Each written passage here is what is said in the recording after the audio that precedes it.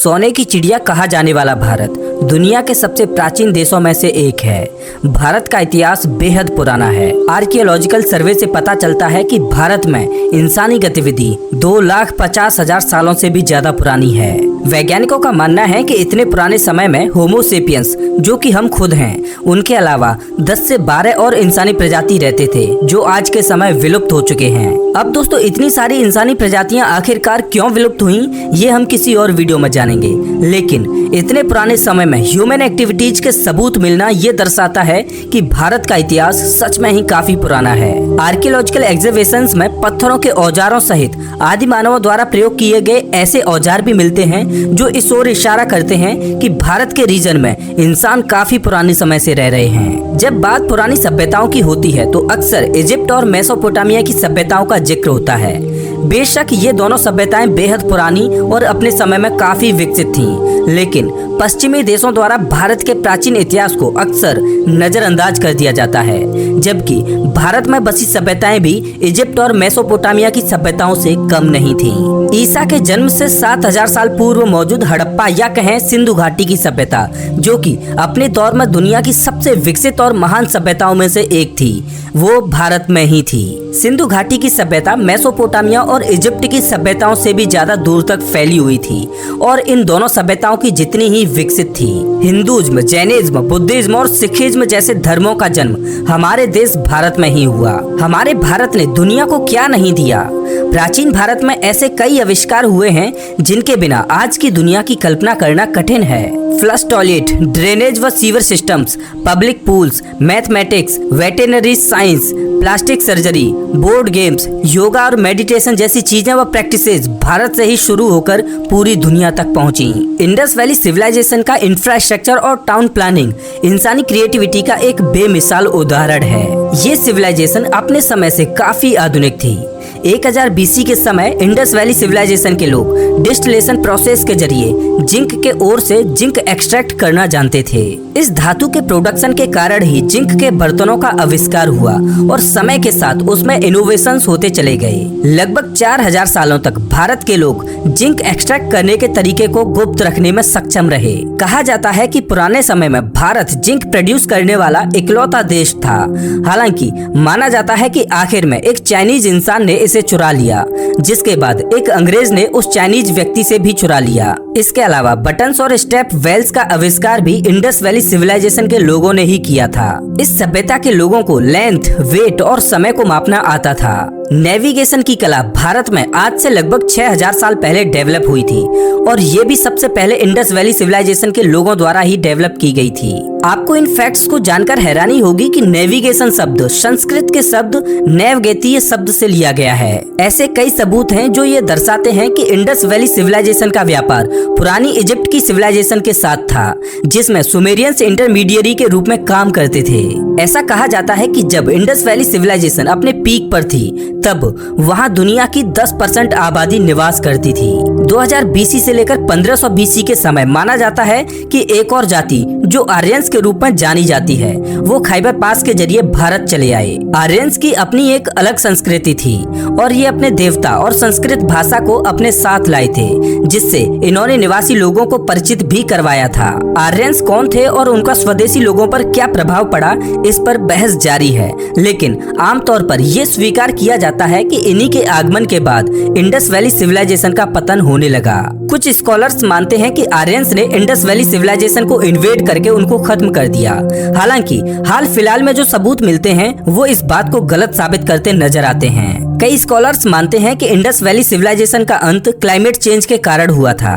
कुछ एक्सपर्ट्स के अनुसार इंडस रिवर का सूखना जो 1900 BC से शुरू हो गया था, वही कारण था क्लाइमेट चेंज का। इसके उलट कुछ एक्सपर्ट्स ये राय रखते हैं कि एक भयंकर बाढ़ ने इंडस वैली सिविलाइजेशन को तबाह कर दिया। खैर, इंडस वैली सिविलाइजेशन के अंत का जो भी कारण रहा हो, जो पीरियड इस सभ्यता के अंत के बाद आया उसे वैदिक पीरियड कहा जाता है। दरअसल इस दौर की जानकारी हमें वेदों से मिलती है, इसीलिए इसे वैदिक दौर कहा जाता है। इसके अलावा क्योंकि आर्यंस इस सभ्यता के निर्माता थे, इसीलिए इसे आर्यन सिविलाइजेशन भी कहा जाता है। वैदिक सिविलाइजेशन इंडस वैली सिविलाइजेशन की तरह टाउन्स में नहीं रहती थी, ना ही तो वैदिक सिविलाइजेशन के समय किसी विकसित सभ्यता का वजूद था।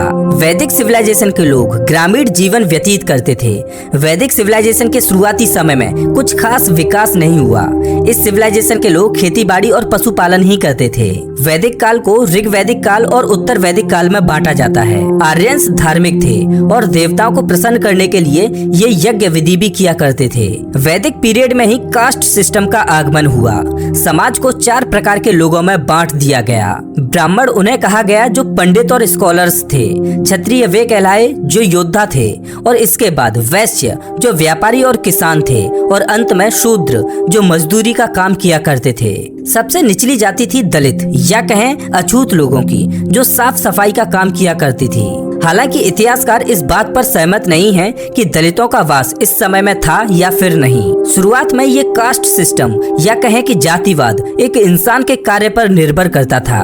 मतलब कि जो पढ़ाई किया करता था उसे ब्राह्मण का नाम दे दिया जाता, और जो व्यापार या कृषि के कामों को करता उसको वैश्य का नाम दे दिया जाता। लेकिन समय के साथ एक इंसान का ब्राह्मण, क्षत्रिय, वैश्य, शूद्र होना उसके जन्म के साथ तय होने लगा, और उसके बाद ये प्रथा आई कि कोई अपने धर्म या कहें कि जाति को नहीं बदल सकता, नहीं तो दूसरी जाति के लोगों के साथ शादी कर सकता है। जिस सनातन धर्म का पालन इस काल में किया जाता था, उस धर्म को इस काल से भी पुराना माना जाता था। हालांकि यही वो समय था जब लोगों ने एक सिस्टमाइज्ड तरीके से इस धर्म को अपनाना शुरू किया था। आज हम इसी सनातन धर्म को हिंदू धर्म के नाम से जानते हैं। दरअसल सिंधु नदी के सामने सनातन धर्म की जो लोग पूजा करते थे उन्हें सिंधुज कहा जाने लगा, और बाद में इन्हें हिंदूज कहा जाने लगा। वैसे तो सनातन धर्म को कई लोगों द्वारा एक पॉलीथियस्टिक रिलीजन यानी कि कई देवताओं वाला धर्म माना जाता है, लेकिन वास्तविकता में ये एक मोनोथियस्टिक रिलीजन है। यानी इस धर्म के अनुसार ईश्वर केवल एक ही है जो कि खुद ब्रह्म है। खैर हम इसकी और गहराई में नहीं जाएंगे। बात करें अगर महाभारत युद्ध की, तो महाभारत असल में हुआ था या नहीं ये तो कहना मुश्किल है, लेकिन दुनिया भर के कल्चर्स में लगभग 3000 से 5000 साल पहले महाभारत जैसी ही एक घटना का वर्णन अलग अलग नामों से मिलता है। अब महाभारत जैसी वो घटना महाभारत थी या कुछ और, ये कहना तो मुश्किल है, लेकिन ये हैरानी की बात है कि अलग अलग नामों से एक ही घटना का जिक्र दुनिया भर के अलग अलग कल्चर्स में हमें मिलता है। आपको ये जानकर हैरानी होगी, लेकिन इंग्लिश शब्द गॉड का हिंदी या इंडिया की किसी अन्य भाषा में कोई ट्रांसलेशन है ही नहीं। गॉड ये जो शब्द है वो इंडिया के लिए एक कंफ्यूजिंग सा टर्म है, क्योंकि इंडिया में हम देव, भगवान और ईश्वर की बातें करते हैं, और गॉड का मतलब न तो देव होता है, न ही भगवान और न ही ईश्वर। अब हाँ, लोग गॉड और भगवान को एक ही समझते हैं, लेकिन ऐसा असल में है नहीं। वैमानिक शास्त्र एक पौराणिक किताब है जिसमें कुछ ऐसे मेथड्स मेंशन किए गए हैं जिससे दूसरे ग्रहों पर घट रही घटनाओं को देखा और सुना जा सकता है। इस किताब में ऐसे जहाजों का भी जिक्र मिलता है जिसके प्रयोग से धरती को छोड़ अंतरिक्ष में जाया जा सकता है। इसके अलावा जहाज को बनाने के लिए किस मटेरियल की जरूरत पड़ती है, जहाज में बैठे यात्रियों का क्या डाइट प्लान होना चाहिए, कौन सा ईंधन जहाज को चलाने के लिए प्रयोग किया जाता है, इन सभी चीजों की भी जानकारी इस किताब में हमें मिलती है। वैदिक काल में ऐसी एक नहीं बल्कि अनेकों किताबें मिलती हैं जिनमें तरह तरह की बातें लिखी हैं। इन कुछ किताबों में कितनी सच्चाई है ये कहना मुश्किल है। हालांकि चरक संहिता, सुश्रुत संहिता जैसी कुछ किताबें हैं जिनमें काफी कुछ ऐसा लिखा है जिसे विज्ञान भी आज मान्यता देता है। इन किताबों के बारे में हम आगे वीडियो में थोड़ा डिटेल में जानेंगे, लेकिन उससे पहले आइए वैदिक पीरियड के बाद के समय से जुड़ी कुछ चीजों को जान लेते हैं। 6th सेंचुरी बीसी में रिलीजियस रिफॉर्मर्स का आगमन होता है।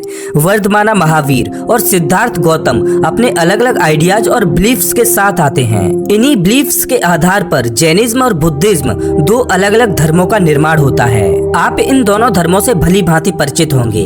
हालांकि कुल आबादी का एक छोटा सा हिस्सा ही इन धर्मों को अपनाता है, क्योंकि जैनिज्म और बुद्धिज्म आने के बाद भी ज्यादातर लोग सनातन या कहें कि हिंदू धर्म का ही पालन करते थे और आज भी करते हैं। इसी के दौरान कुछ शक्तिशाली राज्य स्थापित होते हैं। इन दोनों धर्मों की शुरुआत के साथ नए नए किंगडम्स और डायनेस्टीज की भी शुरुआत होती है। अर्बनाइजेशन होने लगता है, कभी भारत तो कभी दूसरे देशों के रूलर्स भी भारत पर रूल करते हैं और कुछ ऐसे ही अलग अलग किंगडम्स की शुरुआत होने लगी। इसी के साथ वैदिक पीरियड का भी अंत होता है।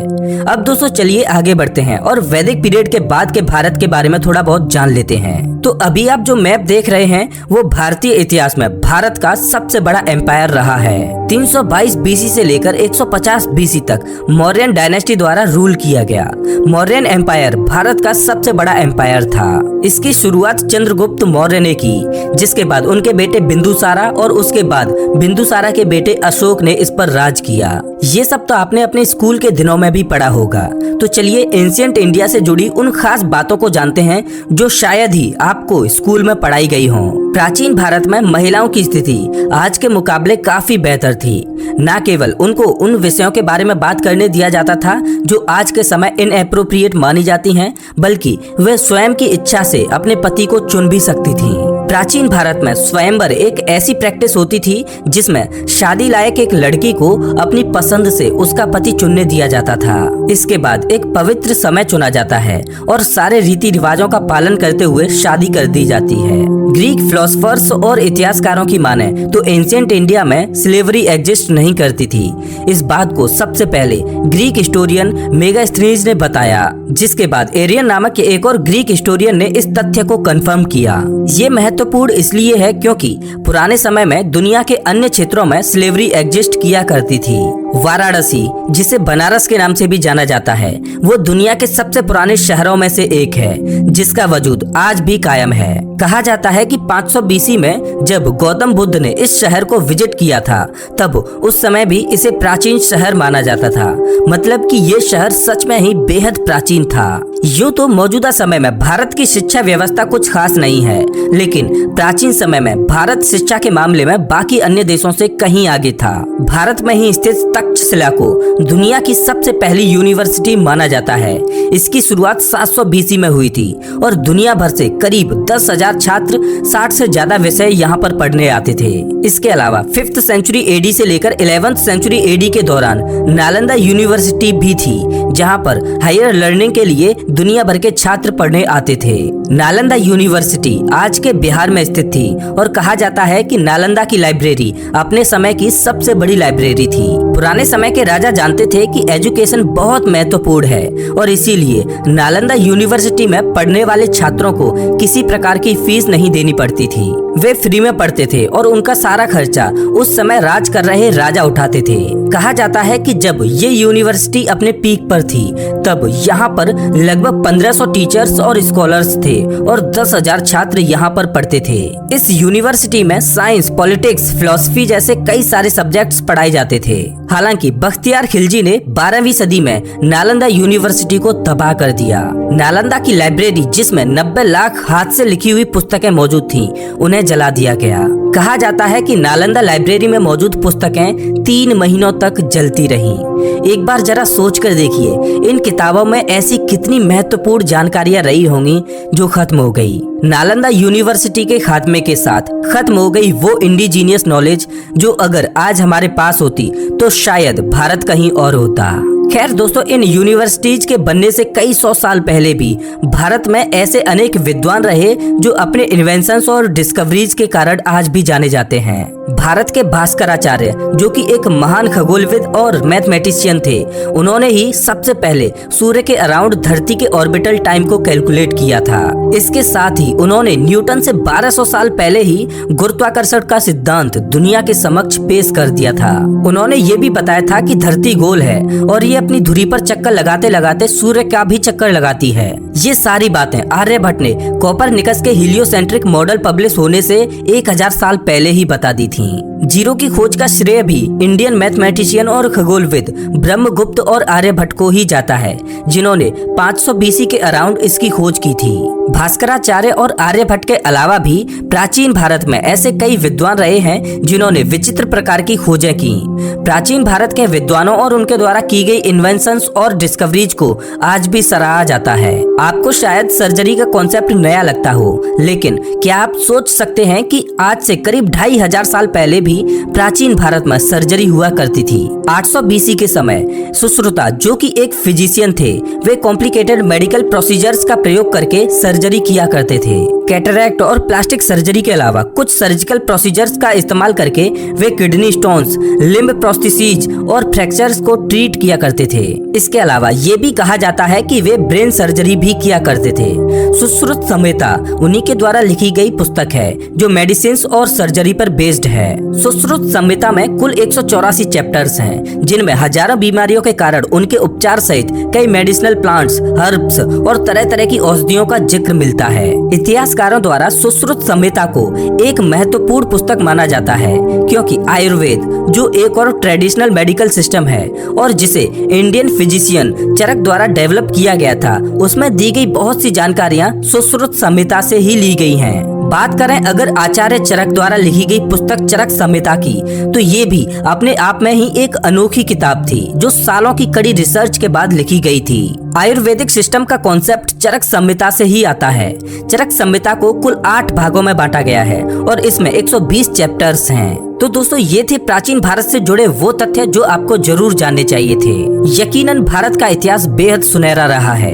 ये सुख और समृद्ध होने के साथ साथ ज्ञान का भंडार भी था और यही कारण था कि इसे सोने की चिड़िया कहा जाता था। खैर, मॉडर्न हिस्ट्री की बात करें तो भी अंग्रेजी हुकूमत से पहले तक भारत दुनिया के सबसे समृद्ध और अमीर देशों में से एक था। तो दोस्तों, क्या आपको मॉडर्न हिस्ट्री से रिलेटेड कोई वीडियो चाहिए? मुझे कमेंट करके जरूर बताएं। अगर आपको ये वीडियो अच्छा लगा हो तो इसे लाइक करें और ऐसे ही वीडियोज के लिए चैनल को सब्सक्राइब करें, साथ ही बेल आइकन दबाएं।